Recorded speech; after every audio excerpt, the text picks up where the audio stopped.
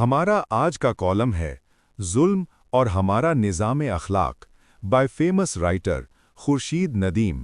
जब आलमी निज़ाम नाकारा और बेबस हो जाए, दुनिया में एक क़ुव्वत का गलबा हो जो शुतुर्ब महार की तरह सारी ज़मीन को अपनी चरागाह समझ ले, जब एक मुल्क के हुक्मरान को उसकी अहलिया के साथ ख्वाबगाह से अगवा करके जिंदा में बंद कर दिया जाए, जब एक रियासत के पेशवा को उसके घर में घुसकर कत्ल कर दिया जाए और ये सब कुछ एलानिया हो, जब दूसरे मुल्क में जाकर मासूम बच्चियों के स्कूल पर हमला किया जाए और उनका इज्तमाई कत्ल किया जाए, जब अक़वाम मुत्तहिदा किसी मज़लूम की मदद के काबिल न हो और दादरसी का कोई इम्कान बाकी न रहे, तो ऐसी सूरत हाल में कमज़ोर ममालिक के पास क्या रास्ता है?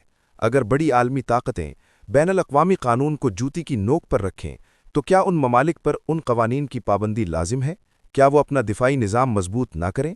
अगर बैनुल-अक़वामी कानून उन्हें इससे रोके, तो क्या वो रुक जाएं? क्या खुद को एक तरनवाले के तौर आलमी क़ुव्वतों को पेश कर दें? जो आदमी किसी निज़ाम अखलाक पर यकीन रखता है, उसे ये सवालात परेशान करते हैं। मैंने अगर की क़ैद के साथ जिस सूरत हाल का नक्शा खींचा है, आज कोई मफरूज़ा नहीं, अम्र वाक़या है, और हम इसके आईनी शाहिद हैं। हमारे सामने लोग अगवा हुए, हमने अपनी आंखों से बच्चियों के लाशें देखे, जालिम ने खुद कत्ल का एतराफ़ किया, यही नहीं मज़ीद कत्ल की धमकी दी। इसलिए ये फ़र्ज़ी सवाल नहीं, एक अमली सूरत हाल है जो हमें दरपेश है। एक मिसाल देखिए, पाकिस्तान से पहले भारत एटमी क़ुव्वत बना।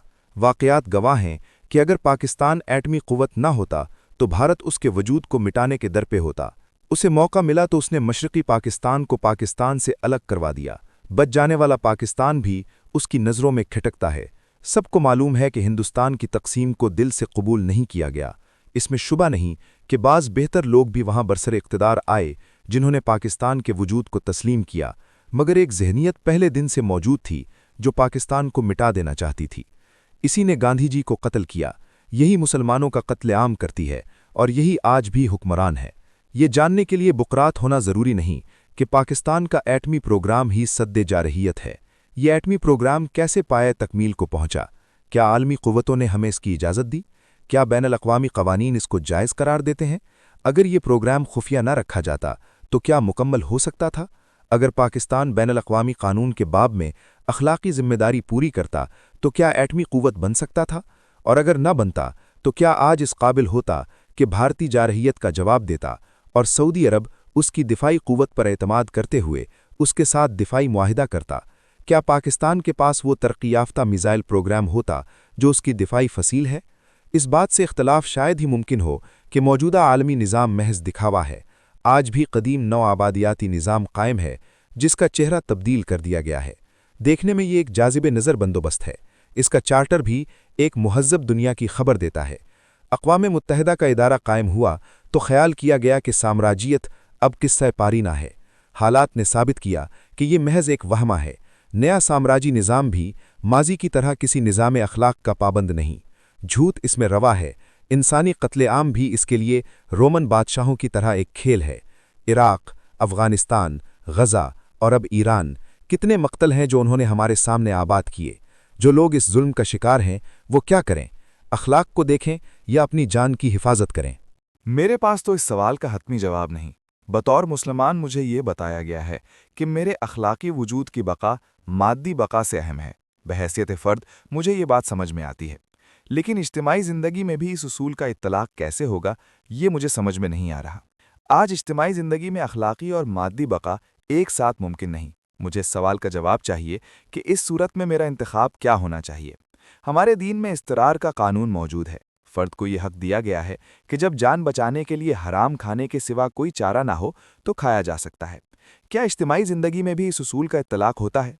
जब एक कमज़ोर मुल्क एक जालिम क़ुव्वत के मद्देमुक़ाबिल हो तो क्या वो अपनी अखलाकी ज़िम्मेदारियों से सरफ़ नज़र करते हुए अपनी हिफाजत का इंतज़ाम कर सकता है? बका की ख्वाहिश हर मखलूक की जिबिल्लत में है, इंसान में बदरजा एतम। अगर ये फ़र्द की सतह पर है तो लाजिम है कि इज्तिमा की सतह पर भी हो।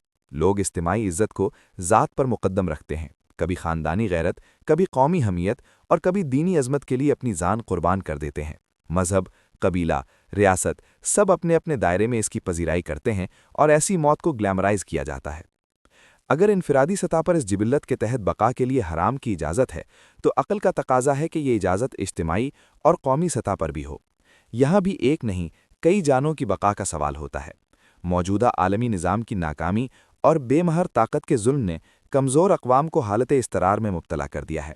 انہیں اپنی بقا کے لیے ایسے اقدام کرنا پڑتے ہیں، بین الاقوامی قوانین جن کی اجازت نہیں دیتے۔ اس کو اضطرار سمجھتے ہوئے میرا رجحان تو یہ ہے کہ وہ اپنے دفاع کا اہتمام کر سکتی ہیں۔ جس طرح اضطرار ایک عمومی کیفیت نہیں جس کا سامنا ہر کسی کو ہوتا ہے، اسی طرح لازم نہیں کہ ہر ملک یا قوم کو اس صورتحال کا سامنا ہو۔ دنیا میں آج کئی ممالک ہیں جنہیں بقا کا چیلنج درپیش نہیں۔ ان پر تو اس کا اطلاق نہیں ہوتا، لیکن جس کیفیت سے ایران گزر رہا ہے یا پاکستان کو جس کا سامنا تھا اور ہے، اس میں میرا خیال ہے کہ اس کی گنجائش موجود ہے۔ مظلوم اور کمزور ممالک کے پاس راستہ یہی ہے کہ وہ صبر کے ساتھ تصادم سے ممکن حد تک بچتے ہوئے خود کو مضبوط بنائیں۔ بین الاقوامی نظام کی ناکارہ ہونے کا لازمی نتیجہ عالمی سطح کی انارکی ہے۔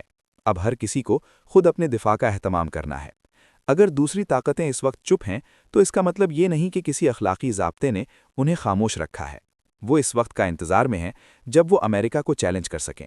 دنیا تیزی کے ساتھ عالمگیر فساد اور خلفشار کی طرف بڑھ رہی ہے، اور ایسے حالات پیدا کرنے کی ذمہ داری امریکہ پر ہے۔ واقعہ یہ ہے کہ امریکہ کا سیاسی نظام ایک فرد کے ہاتھوں یرغمال بن چکا ہے۔ اس میں اتنی سخت نہیں کہ ان ہاتھوں کو روک سکے جو دنیا کے ساتھ امریکہ کی تباہی کا سامان کر رہے ہیں۔ وہ اپنی عالمی حیثیت کھو رہا ہے۔ وہ ایک ایسا موقف اپنا چکا ہے کہ سابقہ اتحادی بھی اس کا ساتھ نہیں دے رہے۔ وہ اتحادی جو عراق پر قبضے جیسے غیر قانونی اقدام پر اس کے ساتھ کھڑے تھے، آج وہ بھی امریکہ کے ساتھ ہم قدم ہونے سے گریزاں ہیں۔ کمزور ممالک اضطراری کیفیت میں ہیں، اس لیے سفر حیات میں سواری کو اپنے سامان کی حفاظت خود ہی کرنا ہوگی۔ کیا فرماتے ہیں علماء اور اہل دانش بیچ اس مسئلے کے؟ Thank you for watching. If you like the video, do like, share, and subscribe.